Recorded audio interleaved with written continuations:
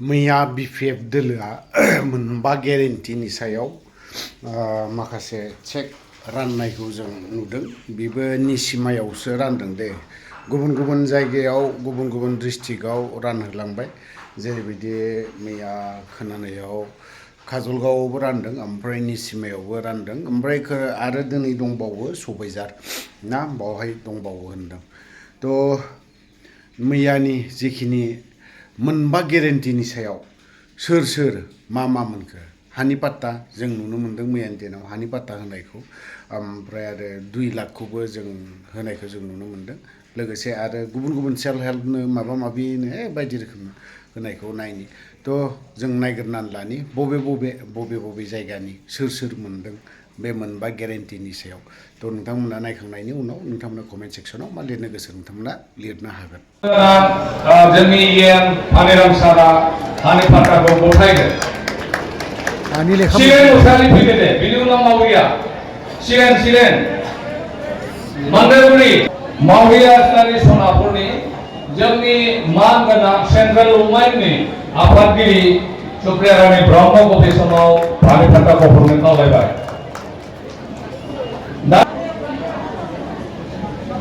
डन बस्क'नि स्कुलनि प्रेसिडेन्ट बिथां दे जोंनि मानगोनां इउथ एन्ड स्पर्ट्स बिथां सारखौ हरनो। आं थेका एफआरएनि आन्दाराव जों हरनोसै बे गैथ'ला। थेका एफआरएनि हानि पाट्टाखौ बे समाव होनोसै। निसिमानिनो मानगोनां एमसिएलए जेम्स सारखौ हरनो खावलायनाय जाबाय। थिंजे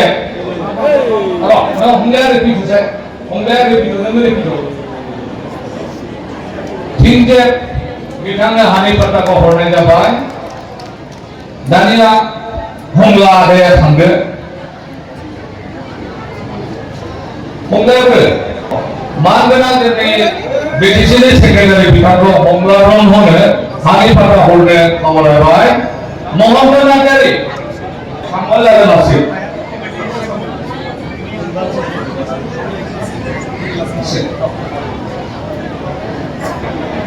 लासैनो लांफैदो।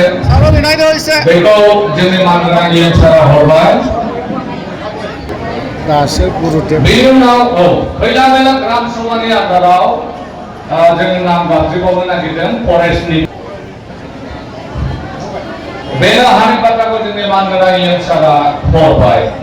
थेंगोनारि भाइस प्रेसिडेन्ट कास्टा बसुमतारिखौ थेंगोनानो हानि पाट्टाखौ गथायनो खावलायबाय। सामखां बसुमतारि पानिराम सारनिफ्राय आइबिएसनि 10,000 रांनि चेकखौ बे समाव गथायनो सानबाय। नरेश्वर नार्जारि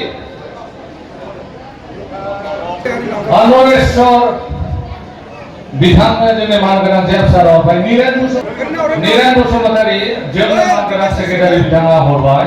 अनिल चन्द्र बसुमतारि प्रेसिडेन्ट वमेन सेन्ट्रेलनि बिथाङा चेकखौ हरबाय।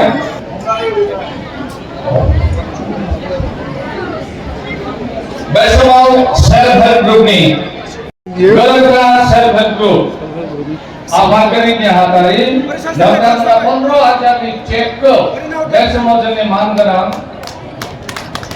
पानिसारनिफ्राय इएमनिफ्राय लानो हागोन। सेक्रेटारि कर्मदेव सारा हादरफोरा चेकखौ प्रदान करा हल।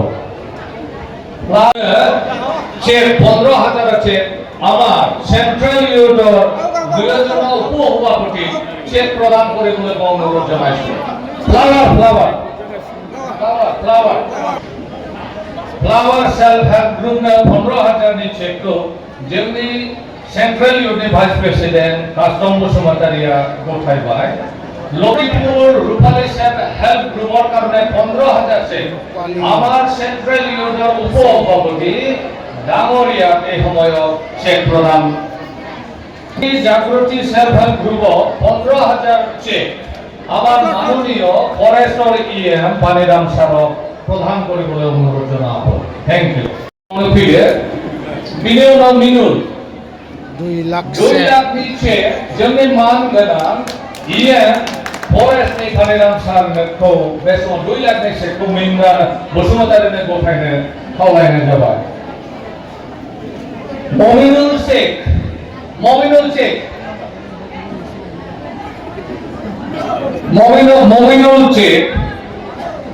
ममिनुल চেকৰ 2 লাখ টকাৰ চেক আমাৰ চিৰাং জিলা বিপিএফৰ সভাপতি জেমছ ছাৰক প্ৰদান কৰিবলৈ মই অনুৰোধ জনালোঁ। मिजिं बसुमतारी 2 लाखखौ मोनबाय बिथाङाबो। मिजिं बसुमतारी 2 लाख चेक जोंनि सेंट्रेल इउथनि भाइस प्रेसिडेन्ट सानै बिथांखौ बे समाव गथायनो खावलायनाय थाबाय। 2 लाखनि चेकखौ जोंनि सेंट्रेल वमेन बिफाननि आफादगिरि आरो सारखौ बे समाव गथायनो खावलायनाय जाबाय। जोंनि मानगोनां इयां सार आनिराम सारा बे समाव मुस्तफा हुसैन आलीनो 2 लाखनि चेकखौ गथायबाय। आसामजों श्रीमती माइदांस्रि इस्लारि मावफारनि सार्टिफिकेट खावलायसो दङ। नेक्स्ट लक्ष्मी नार्जारि मानगोनां जोंनि पानिराम सारा रेभिनिउ भिलेजनि हानि फाग्राखौ बे समाव माइदांस्रि इस्लारिनो गथायनाय जाबाय। लक्ष्मी नार्जारिनो जोंनि सलामन इस्माइलनि एमसिएलए मानगोनां जेम्स बसुमतारिया हानि फाग्राखौ गथायनाय जाबाय।